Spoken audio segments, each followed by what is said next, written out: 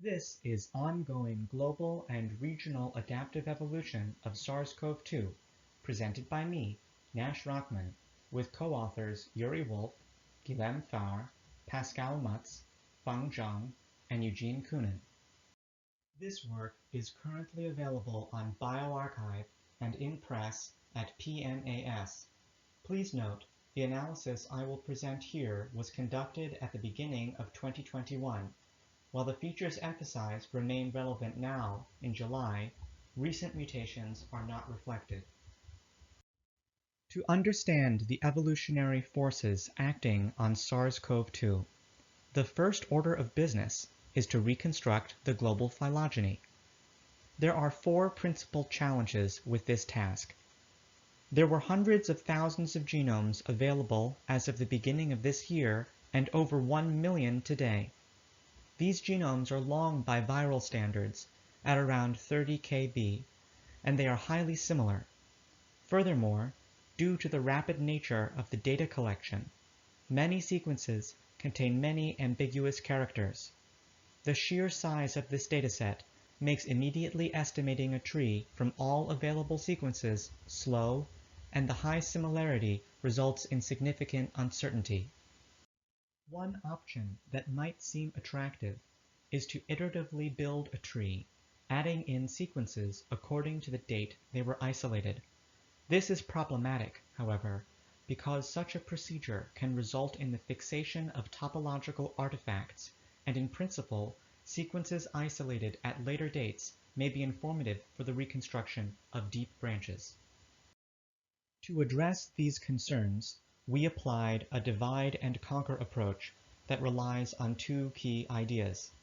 First, deep branch lengths are not impacted by rare substitutions, so the deep tree topology, or tree skeleton, may be inferred from an alignment where low entropy sites are removed. Second, diverse subsets of sequences from this smaller alignment may be used to constrain the tree skeleton. Also note, the tree was rooted based on the position of an outgroup defined by a selection of closely related bat and pangolin coronaviruses.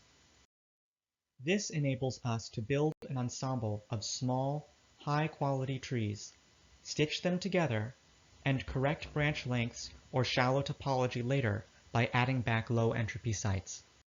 With the global tree in hand, we can identify principal clades or paraphyletic partitions and examine the signature mutations of each. We identified 8 principal clades or partitions and 3 variant clades separated by long branches. The location of named variants B1351, P2, and B117 are shown. However, it should be noted that mutations associated with variants of concern may appear in multiple clades.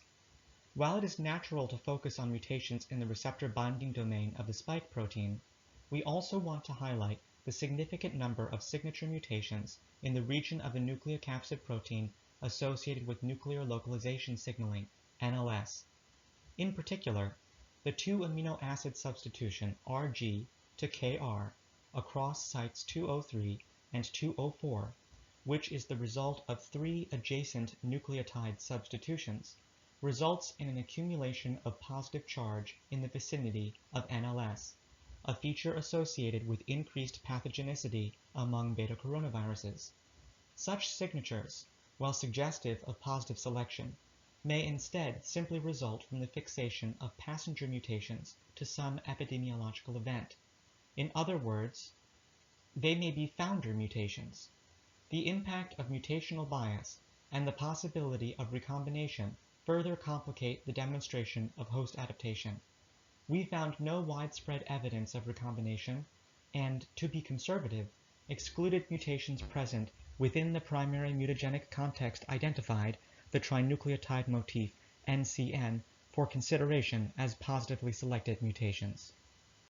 Distinguishing any of these features requires not only a survey of the substitutions in any given site, but also the number of independent mutations resulting in the fixation or lack thereof of each substitution.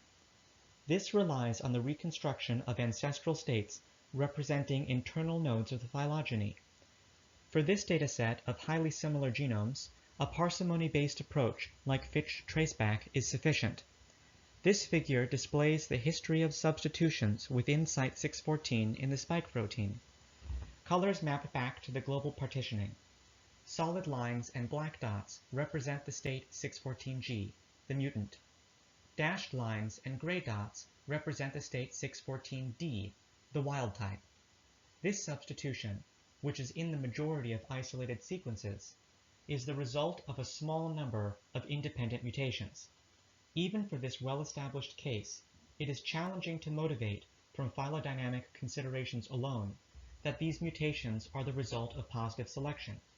Multiple independent mutations deep within the phylogeny are a primary indication, as is evidence that if lost, the mutation is regained. 3 such events are apparent in this site. However, we emphasize that single mutations may confer only a modest fitness benefit, and in addition to demonstrating evidence for positive selection of individual mutations, it is useful to examine evidence of epistatic interactions among single mutant candidates. Shown here is a reduced network showing statistical co-occurrences suggestive of epistasis among mutations in the spike and nucleocapsid proteins.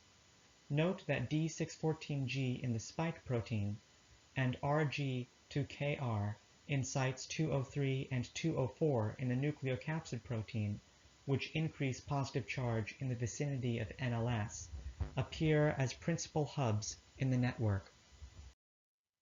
These signature mutations, defining principal clades and paraphyletic partitions in the global phylogeny, show both globally conserved and regionally specific trends.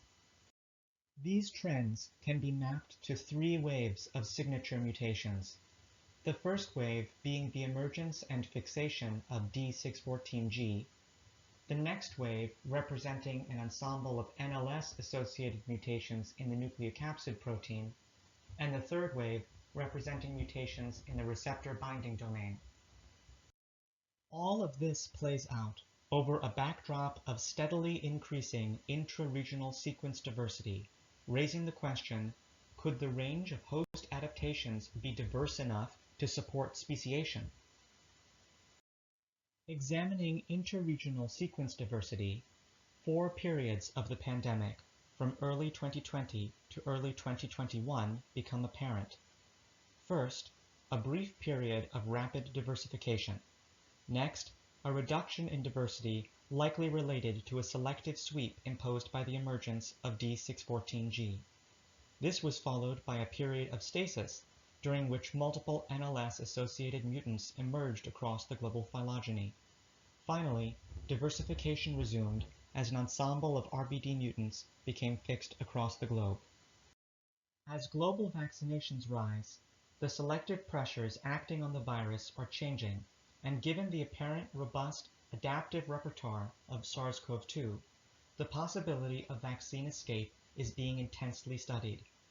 This is a topic I discuss in my poster presentation and related work available at medRxiv or F1000.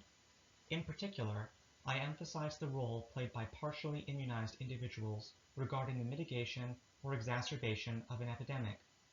Analogous to low-dose antibiotic exposure, partially immunized hosts, for example, hosts who have been recently vaccinated, produce a selective environment which is both capable of sustaining many viral replications as well as providing a strong fitness advantage for antibody evasion. Multiple mutants have already emerged, which have been demonstrated to reduce antibody binding affinity. As we have emphasized the role of epistasis among mutations which appeared early in the pandemic, we are actively engaged in the study of epistasis at the interface of the host receptor in an effort to estimate the size of the mutational repertoire which may produce vaccine escape mutants. With that, I would again like to thank my co-authors, the NIH Intramural Research Program, and ISCB for the opportunity to present today.